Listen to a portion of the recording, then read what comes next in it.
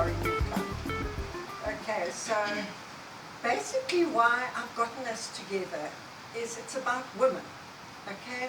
And we were just chatting with Wilco and Theo and just saying that women do think differently to men, and we bring a different part to life. And we all know, if we just look at people that are sitting here, different ages, different culture, and we're all different phases in our life. And what I want to do this afternoon is I want to get to the core of what really matters to us as women, and where we can have an influence on where we're living at today. And how do you feel things? How do you experience the phases that you've gone through in life? And what has been challenging for you? And what is the one thing that has inspired you to get to where you are today?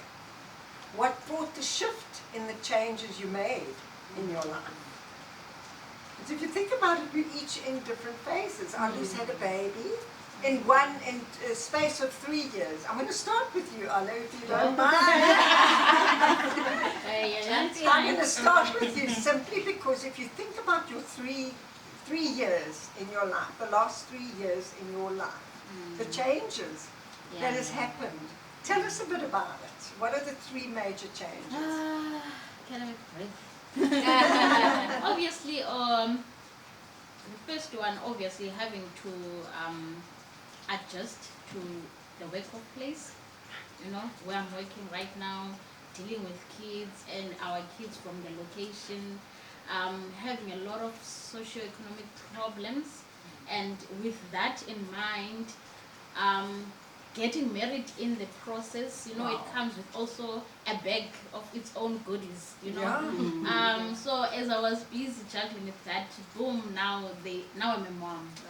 So I feel like it has brought a new dimension in my life because I do not now see kids the same way I saw them before I had a child. You know, before I was a teacher, teaching, we must pass, but now I'm on a side where I sympathize more with them.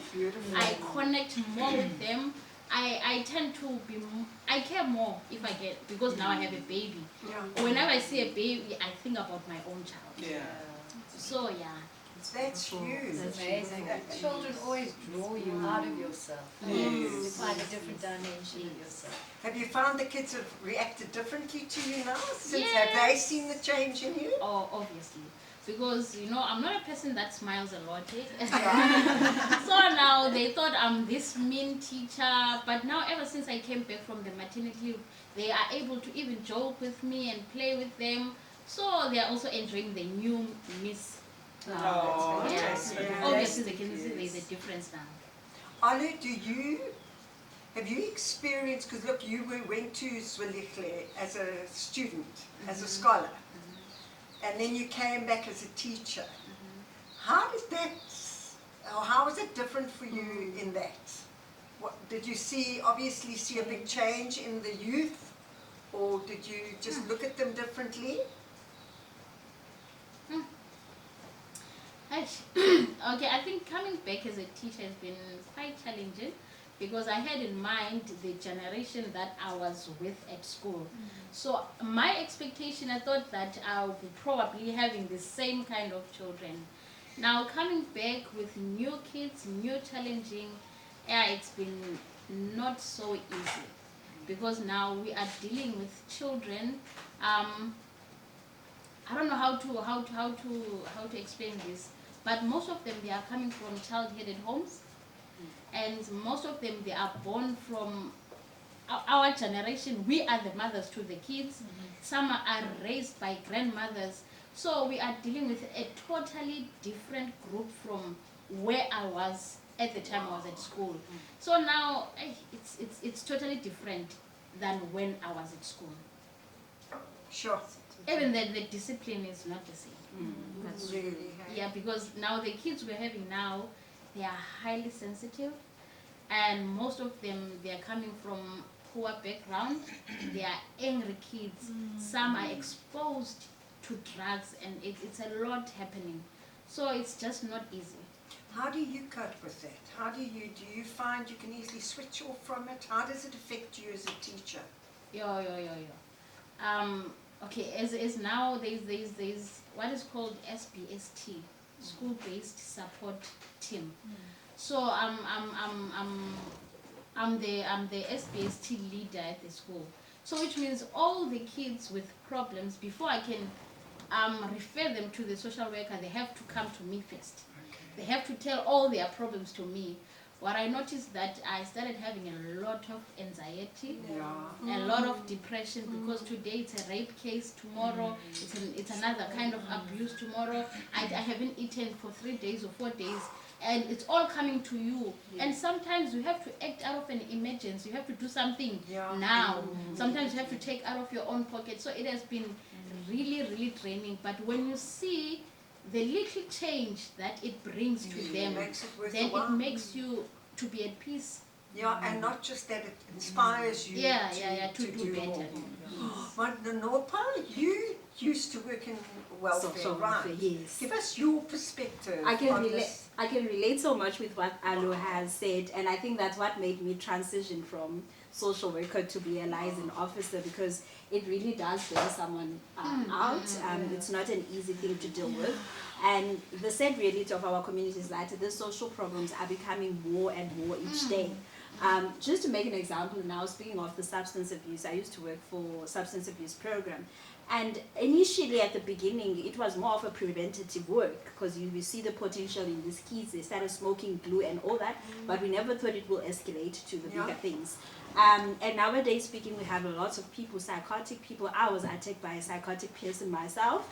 And being me, coming as a social worker, like Alu said, that we tend to sympathize and understand people's situation.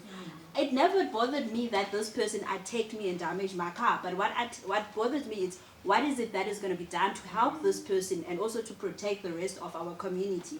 So those are sad things that are happening within our community. They don't necessarily happen in our household directly, but if it affects the community, it has a way to affect you as well. So working in social work, I cannot imagine how Alu do manage that and still have a little support, because we only have one social worker for the district. So that means that they sit with all that burden. They don't have anyone to debrief with. So I kind of run away a little from people's problem. As much as social work is my passion, I always feel like I'll always be a social worker. But one needs some life balance now and then. So you need to take a little break. And the reality is our government doesn't have resources. So we have all the social workers, they listen to people's problem. But what is it that you're going to do? So what Alu has said here, that you end up taking out of your own pocket, is a reality of social worker and community workers in our communities. Wow. Because you feel like there's no child that can go to bed hungry while I have bread at home. That it takes a lot from you. You don't even get that enough income per month to be able to share. But because of goodwill of your heart, you have to do that. It feels like the right thing to do. But there is also some beauty story out of it. It's not always the down and misery. There's the success that comes out of it. There is us sitting here, because we were once one of those children from the headed households, but now we are able to provide for our families. It's incredible. What brought the shift for you to go from what you were doing in welfare to going to Abergold? Was it too taxing on you?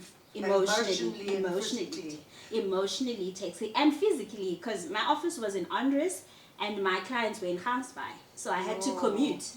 First I had to go to the office, get the government car, drive to Stanford, listen the whole 8 hours to people's problem, come back to the office and don't have any place to place them, don't have any support for the children in need, and the justice process will be prolonged, and the child is still in the community with the perpetrator. So those are the things that tend to burn one out. You don't initially notice, because I only noticed when I sat down and took a break from social work that actually I was burnt out. That's why I was always feeling so depressed. That's why I didn't like the socials. It's because I was just tired. Too overwhelmed. Yes, I was just too overwhelmed. So you didn't ever have somebody you could go to debrief, sort of like? Fortunately for us, when you're practicing, there is someone who needs to do the debriefing. Normally it's another social worker or your supervisor. So we do get that, and because we are in the profession, so you have other people within the profession as your networks, so that's where you debrief.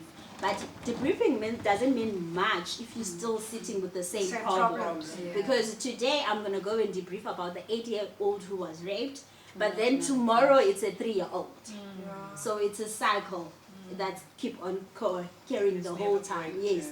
But then looking into other things that are in the community, looking into Sparkle Kids and other NGOs that promote education, they bring like that beacon of hope. Yes. Yeah. Because if that one child, if that little 8-year-old Nonopa got an opportunity to go to school, improve their education, maybe being able to even move out of the township, or maybe have an influence within the township, then there is a little bit of hope that things can get better. So I always feel like as much as we have all these problems, it's not the only thing that we can dwell on, because there are also other good things that are happening. I Yeah. often think Yeah. as well, like in your situation that both of you have shared, it can feel so overwhelming, the size of the problem. And you know, by just looking at the size of the problem, you can't deal with You it. feel defeated. And I remember somebody saying once, it so struck me, they said, don't let your vision or your goal be any larger than the next person you meet. Because otherwise in the next person you meet, you miss that opportunity to really invest yourself. And it seems like that's what you guys are doing, you know, on a daily basis, investing in Investing that other one, in that individual. That's true. And so there is hope when you can see life in an individual, and you can give just to that next person you meet. Do you think a lot of the frustration of the youth, what are practical ways we can, if you think for your own child now, I know you're as small as what he is, what is your dream for that little boy? What is the thing that you would want, that matters to you the most, that you would want for your little boy? The same with you, Mbasa. You know, if you think these are kids that are coming up and they've got to also be raised in this community. What are you going to instill in them that would protect them from letting their peers, the wrong peers, influence them?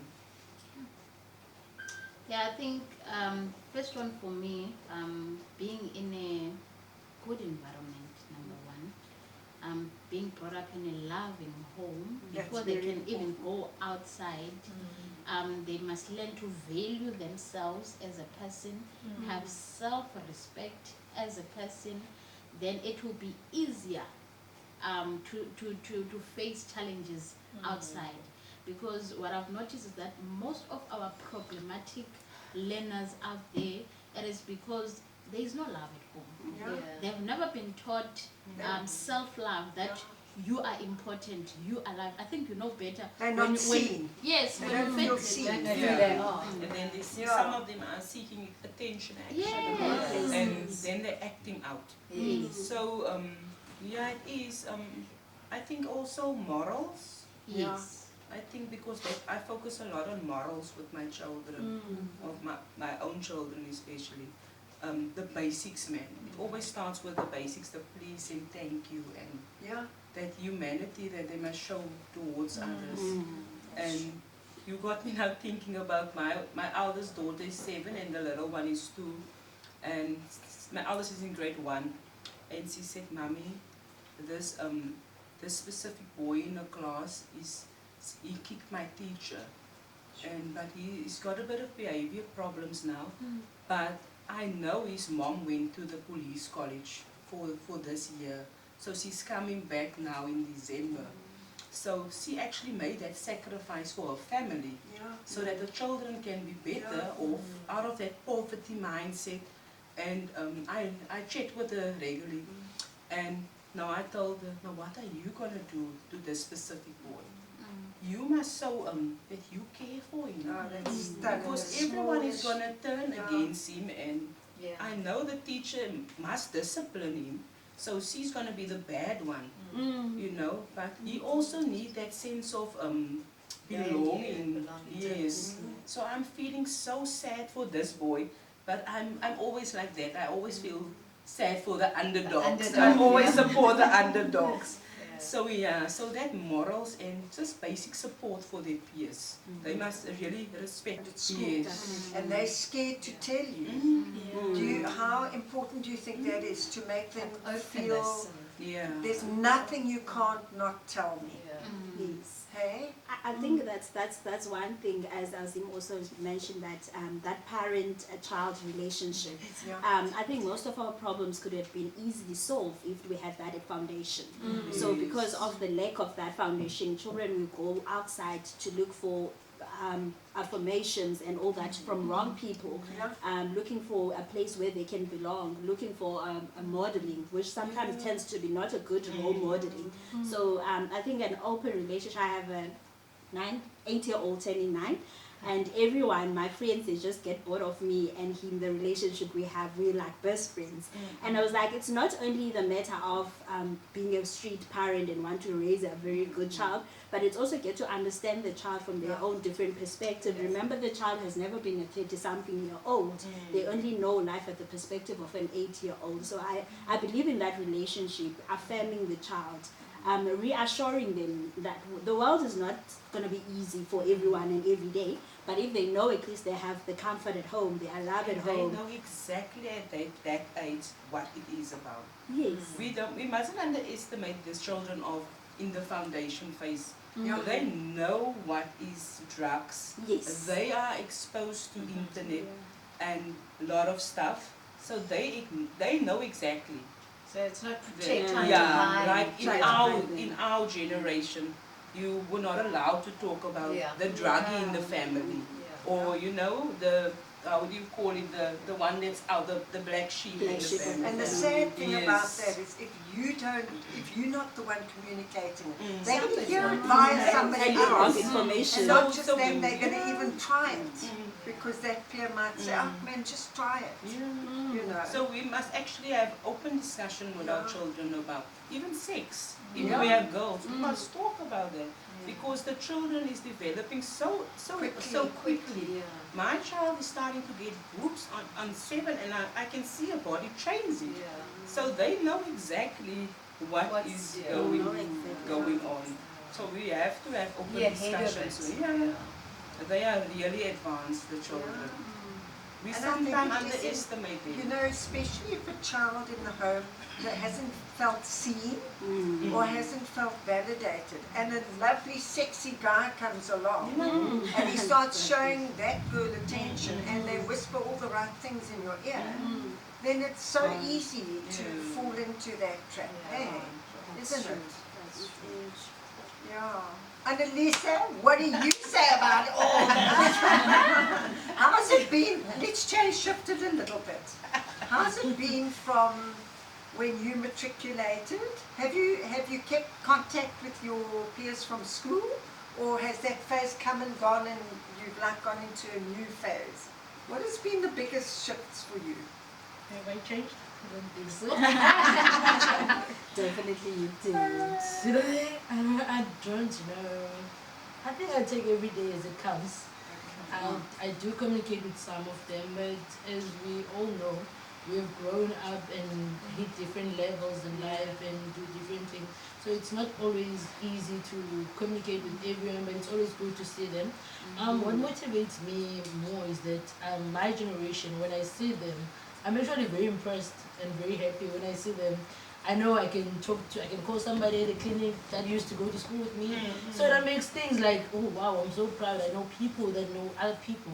I can call a social worker because I always tell my mom, she's always trying to solve everybody's problem. When there's a little problem, she will say, I'm like, I'm going to talk to Nona so that she does a little certificate for you because it looks like you have a social worker in your house. And she's like, who's Nona? I'm like, oh, my friend is a social worker. She will connect you. And she's like, oh, okay. So I told Nona, you know what, I think I'm going to start referring my mom to your house because you're a social worker here. So it's always like that thing. It's very nice. And I really like going to teaching in the same school we used to go to.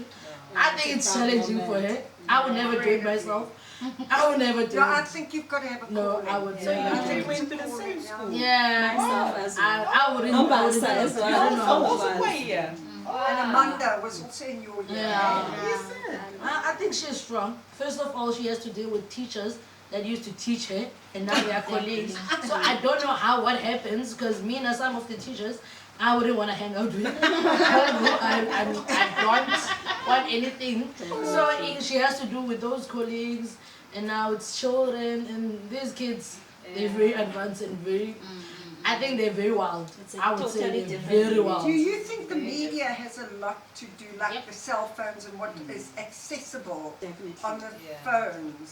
These kids What's don't the play. negative and the positive in your viewpoint? I think the first one is that these kids don't play. We Yeah. used to play. We used to Yeah. go They outside. want to do the real Yes. thing. We used to have soft skills, how to make friends. So now all they do, their best friends will be their internet and their gaming stations and And stuff. they lose social Yes. skills. And that's what And they important. lose also, normally when you look at a person, you can see if they're going through a hard time. Yes. But today, when you get into a social group, everybody's Everybody's sitting happy. just And I this. think they It's hide, safer. they hide more on social media because the some of the smiling. things they would say are very shocking. But then again, in social media, you can create a fake account and hide behind it. So behind that social media, you can be the person you want to be and lash out to other people and say bad things to other people. But because there is this wall that you are hiding with, you can't really voice out your emotion, and no one can help you if you like that. Then that means we're still gonna have more and more and more problems because we don't know what we're dealing with. We just see this account and then it's lashing out on everyone. So social media, it's definitely burning them out. It's killing them. And the lack of balance between the rights and the responsibilities. Yeah. Because I don't I think they know think yes, responsibilities. I think that the new generation, they know more and very aware and very advocating for their rights more than they do for the Yeah. responsibilities. And likely for us, we were taught, even if it was not the modern way to be taught, but we knew that even though you have a right to this, but you have a responsibility Yeah. Yes, for we the took other. ownership. Yes. Exactly. That is such an important one. But then these ones, you can't tell them anything. Yes. You try and show them this, and they will tell know you, it. I know it. I will do this way. better. You're just like, okay, now I'm wrong. I'll just step back. The only correct thing to them is They will tell you in your face what you didn't expect and what you wouldn't say yourself. So it's just like, okay, now I'm And fine. the slang words. I don't know the slang words. And my 7-year-old daughter is telling me stuff.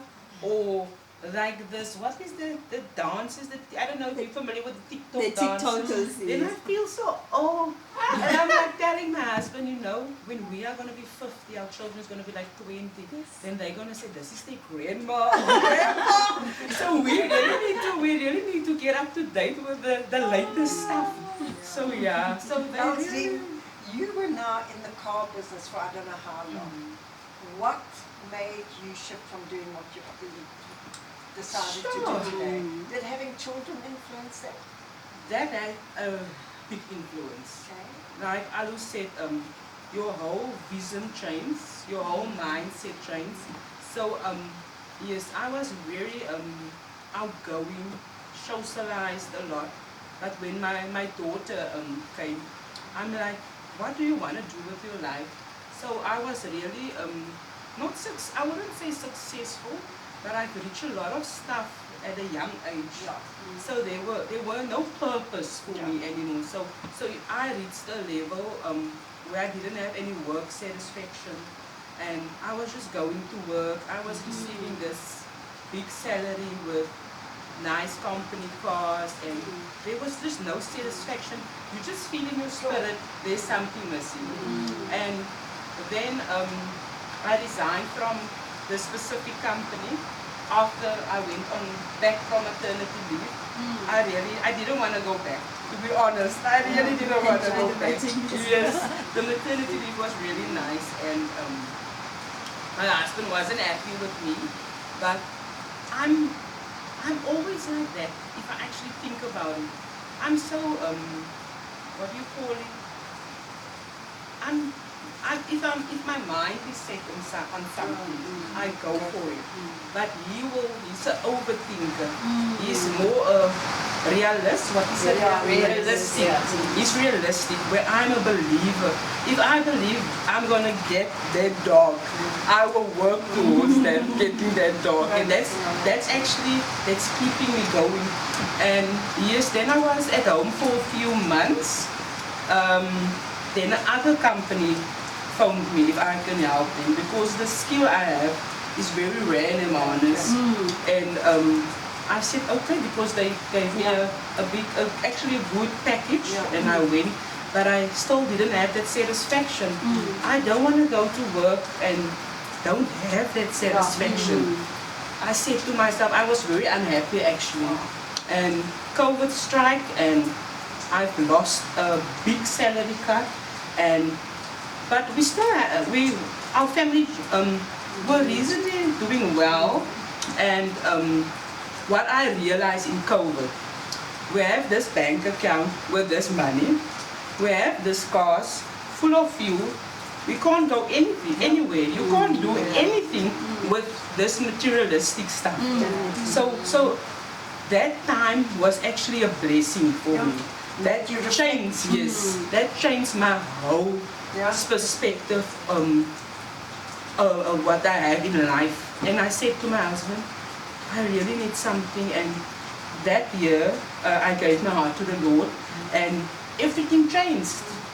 There was still a few stuff, and I went back to work. Everything was back to normal, but I still felt something. And I applied actually for the teaching stuff. Didn't realize I'm gonna get it. So I said, Lord, what do you want me to do with my life? But I don't want to live my life. I want you to guide me now in the right way. And I actually got approved with this lady helped me. And everything. And Elsie, what went is, having learned now, your final year, right? Yes. Having gone through the hub and that, what is your approach towards the youth? How do you feel about what you can bring to the youth? Sure. Like I said, I'm focusing a lot. Even though it was an academic course, I'm always looking at the whole holistic child because I want that child to be balanced, first of all, emotionally, because out of our community, there's a lot of single mothers. Okay. And the children at my aftercare, they don't have the father role. I actually noticed it a few weeks ago, that there's no father role in that, in a lot of my boys. And I'm very strict. I'm actually feeling sometimes very bad for being so strict. And so I try to fulfill that emotional gap. And teach them, and just teach them that basic gentlemanship. Like, let a lady walk in front of you. Greet everyone on the name.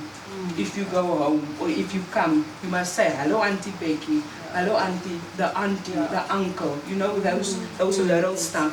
And also spiritually, I'm really focusing on that. But the main focus is academically. But I believe if the emotions is right, if the emotions is right, then the work can be, the academics can be much better. I think that is so important. Olu, would you say that's helped you as well?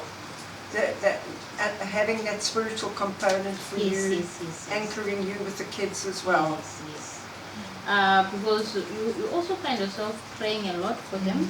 Yes. And affirming them a lot, reminding them of Who they are. Yes. So Yes. that spiritual aspect, it has really came through for me, especially when it comes to teenagers. Sure. Their identity. Yeah. What Because age? now there's also identity crisis. Yes. You know, okay, maybe this one may be insensitive of some sort, but they're still trying to find themselves. Who am I?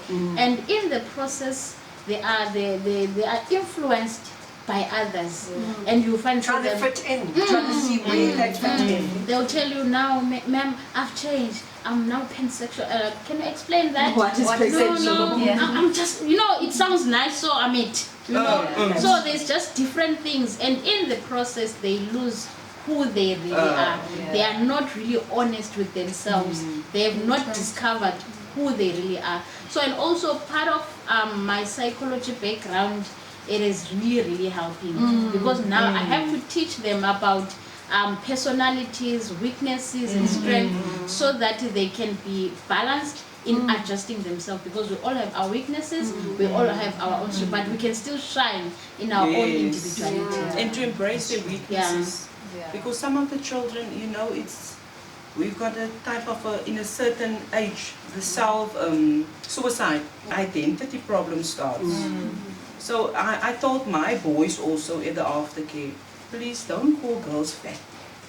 Because that is reality. They are making jokes among each other, and then the girls is starting to withdraw themselves, and so it's actually very scary. And how sad if that's your only reference is how that person looks, or how Yeah, that person behaves, exactly. or whatever, and to have that, to be able to see those children through all the confusion, that I'm Yes. this one, that, or my friend thinks I'm this, and to see that there's a depth to that person that goes way beyond what this manifest is, and what a privilege to be able to call that out, because we can, even if they don't see it, we can call it out of Yes. them. Say, hey, you are amazing, you are valuable. Yes. No one can take that from you.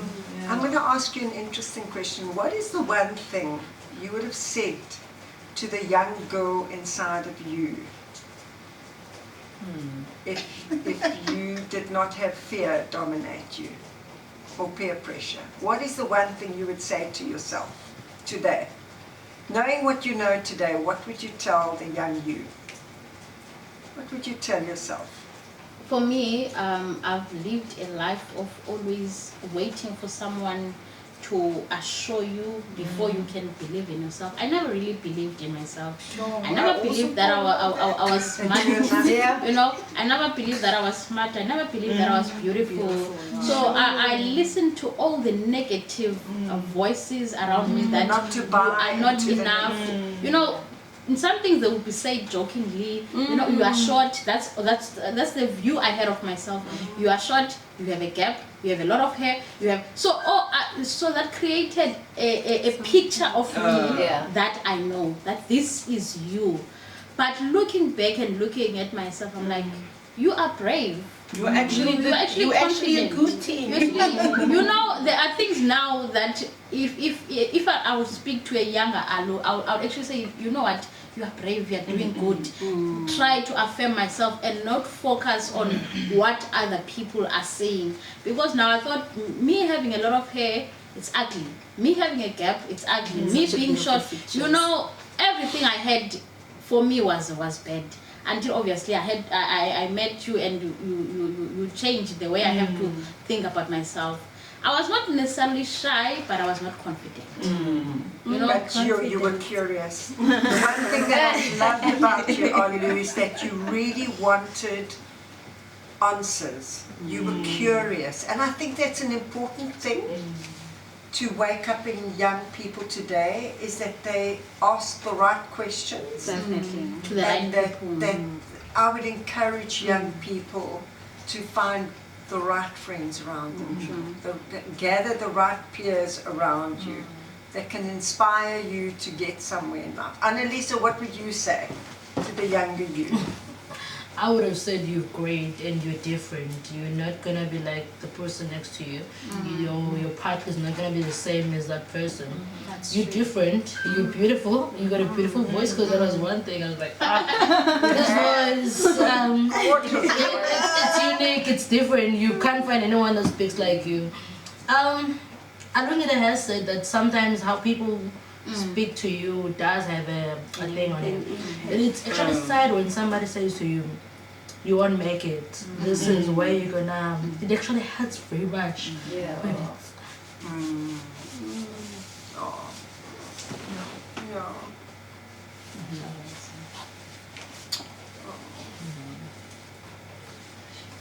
it hurts very much when it's somebody who's supposed to protect you. Like a teacher. A lot of teachers have done stuff, but they don't realize that. That's true. Because you can't tell a child you won't make it in life. Of course not, This because is- that child will buy into that. You're just gonna make you. You're just gonna go to matric. get That's married, it. and that's your life. Yeah. There's no way you're gonna get with your marks, the person you are, you're stupid. You can't say that to a child No. because it stays in, and then they grow up thinking, bah, That's true. those things are Not true. But look where you are today. You've got your own Yeah. business. And now today, when you see what you've done and what you've achieved, you wish to go back to that same person and ask Yeah. them, do you see what I've done now? I think that's the most thing that has pushed me. Yeah. Because Yes. some teacher once said to me, because I grew up liking beauty, I was like putting lashes, and then she said, you and your lashes, that's all you know. That's where you all ever get to. The only thing, why don't you just focus on what you do? Even when you're writing my paper, you don't even have to finish that. Focus on question 1 and question 2, that's it. And stop it. That's where you get, that's how far you can get. We don't say that to people because you don't know that person. Yeah. And it has really, really worked on me. And it has actually pushed me to work even more harder. Incredible. You see, you took something negative, Annalisa, and you turned it into the thing that's going to show you for who you really are. Annalisa, what would you say to young people knowing what that feels like? What one thing would you tell them? Don't believe, but I don't would buy. tell them to believe in themselves, and also what other person has achieved can't be your own. Everybody's got their own certain way and own thing. We can all make it in different ways. One can be a nurse, one can be a police. Find what matters to you and what would work for Connects with you. you. You don't have to be a big shot in mathematics to make it in life. Even if you are one person who knows zero about mathematics, there are other things that you can focus on. If you're good at art, focus on that. That could be a breakthrough. That could be the person you are gonna be. So I would say believe in themselves. They actually. I'm so proud of you. I'm so proud of you that you didn't just settle for something. That you could have were believed determined to something. find the thing that fitted you right. Yeah, you could have believed what they'd said. Yeah, And said, exactly. that is my lot, that is... But you chose to take exactly that thing and say, no, I'm going to prove you wrong. I'm worth more than this. But it's very sad to even hear what those people are still within the kids and they're still doing the same thing to the kids. Yes. Because I think I had this thing in my salon. We always chat. And then this one teacher said, and this other child said, that teacher is exactly still the same. She still says the same thing to kids. And I was like, how do they let that person continue to be there? And then this other time, I shared it with one teacher, and all the teacher that was there in the school with me, I told her, this is how I feel. And she said, they've heard complaints from kids like that about this teacher. And when this certain teacher, they tried to talk to her, she shut their heads off. Then they kept quiet. So how many kids must she destroy until something can be done about it? And then now other teachers must do the damage control. Yes. You see now, While they are Try being and bullied do as well. While the teachers are also being bullied as well. because she's right, there are different intelligences. Yeah. We can't all Absolutely. be academic. Yeah. Others they are artists, others it's music, others it's different things. Yeah. So that's what we even encourage at school. If you see that this child is lacking in this, try and make them focus on what they can do best than having them focus on what they cannot do. Because you are building a person that has to stand out in the world and face other people. Exactly. You see? There's actually such a lovely quote, I think it's said by Mother Teresa. It says that that thing about we belong to each other, the moment that you see you dislike somebody or you see somebody separate from you, you create pain. Because we do belong to each other. And it's to wake up good and it's to wake up hope in one another. That's so important. You know, Annalisa, well done for you. That you didn't just buy into that you rose above it. And you know what, you don't go through that for nothing, hey? You're there to encourage others not to buy into that. I actually, if I had to look at my young girl, when I was at school, I would have said to myself, don't buy into everything that is said to you. that the importance of validating yourself and realizing that each one matters, and to bring that to the party. And you, Nombasa, what would you say to the young you? I would say, like what's been said here, don't listen to what people are saying about you. Validate yourself. What is your little one done for you? What is your baby? Has it made you discover a new side of yourself? Aww.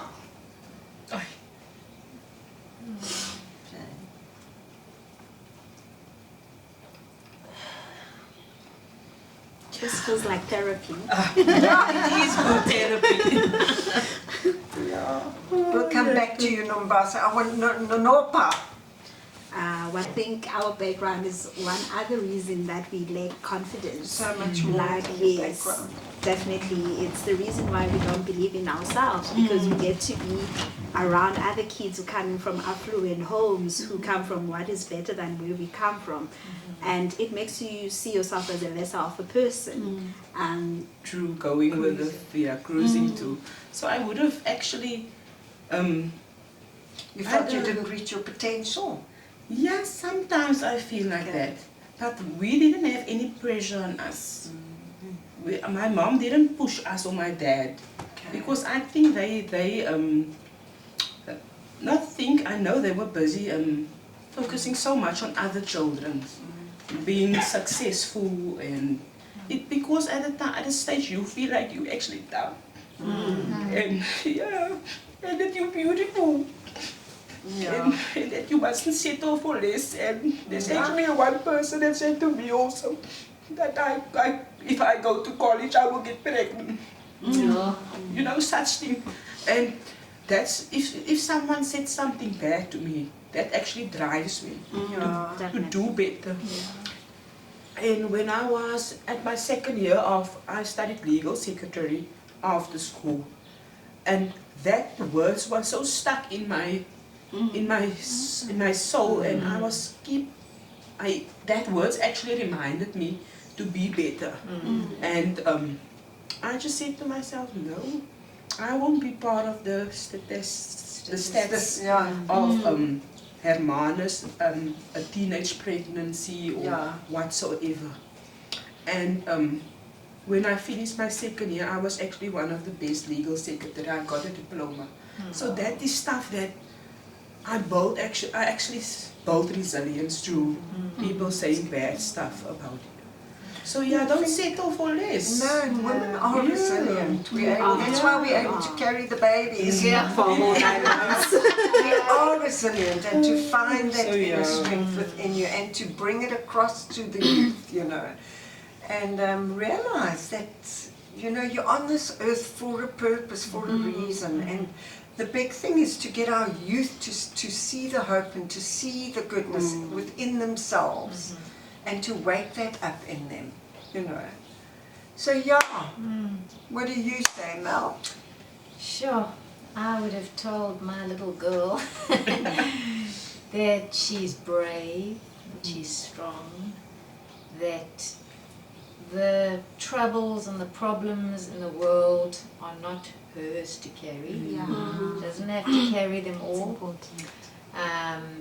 That she's loved no matter what, that no matter what happens in life, whatever comes her way, that she's resilient, that she will get through it, and then also just to not take things too seriously. To laugh a little, have a little Life fun, is not as serious as you make it out and to that be. it's not all.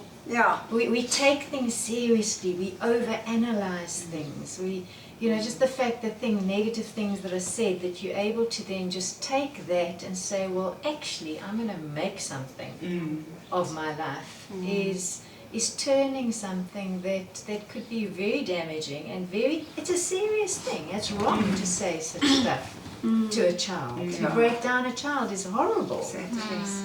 But children are resilient, and if we can teach our children as well that you're resilient and you can pick yourself up, shake off the nonsense and Exactly. grab this life with both hands. So yeah, I want to tell my little girl to just, grab this life. Yeah. So back to you, Nombasa, to round it off, and then we can end it off. And okay, you just say, what would you say to your little girl? I would say you're not where you're coming from. Yeah. Because So much. we grew up in the informal settlements, and that's how we were described at school. Okay. And it doesn't define you. Yeah. But It really does not define you so much more than what the eye can see. Do you remember you saying that, Annalisa? From Assembly, you are much more than what the eye can see. So much more. And it's to make the youth wake up to that and make them realize that they have to take responsibility for their lives and, you know, wake that up and help them see a future for themselves. You know. Did you feel this was an important time to talk and to, is it something you'd want to do again?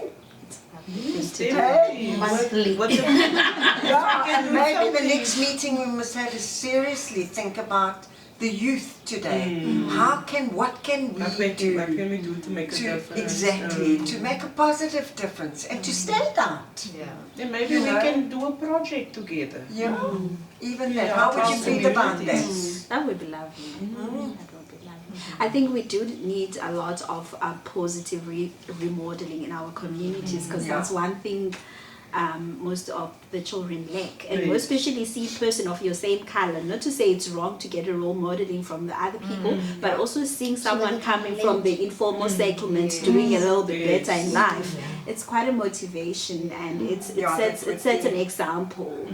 Yeah. It Yes, is our really children important. need role models, Definitely. good role models. Absolutely. Because in our communities, the role models is actually the gangster Definitely. or the poacher, you know. And we you need don't think, that. if I listen to each one of you and how it impacted you when people have said negative things, can you imagine if you just said to a young boy, I see that in you, never forget this, Yeah, you can do definitely. that, I've seen this in you, and to repeatedly say that to someone, and I mean this sincerely. You don't just say something to flatter somebody, because that never works. But when you genuinely see something in the youth, to wake that up in them and remind them, it must have an impact. Must. And Sorry. To add on that, Angie, I always said the reason why we managed to get through the cracks of everything, the challenges, the problems within our communities, because it was that one person that believed in us, that pushed us, saw a potential in us. So I always try by all means, wherever I go, that I do share that spirit because of that one person, I was able to be the Nonopo sitting here today. But if it wasn't that for somebody, probably I'll be one of the kids. And who's rather, on the stand. let's say to ourselves, cling on to that one thing that one person saw in you. Definitely. And let that define you, Yes. not the lie. Because you'll know when it's a lie, when it destroys you. Anything that does not bring you to be the better person is really not from God. And it is a lie. It is a lie. Drop it. I also wanted to just encourage you, like just who you are, like to really never underestimate the presence that you carry. You know, we have so Exactly. much focus on what we do, on what we achieve, on what we look like, but we so little focus on how we are being, like our being, and just the tenderness and the beautiful flow of even tears out of you is such a testimony of that healing that can flow to others.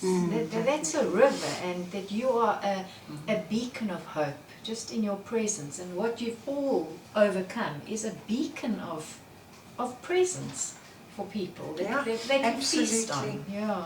Absolutely. Don't ever underestimate, you know, not even the words, but your presence in your community, just you No, and being there. It's important, especially like if I think what you're going through, Arlo, with this pressure that's now happened with you, with the taxis, to know that there are others there for you, backing you, that you don't stand alone. Yeah.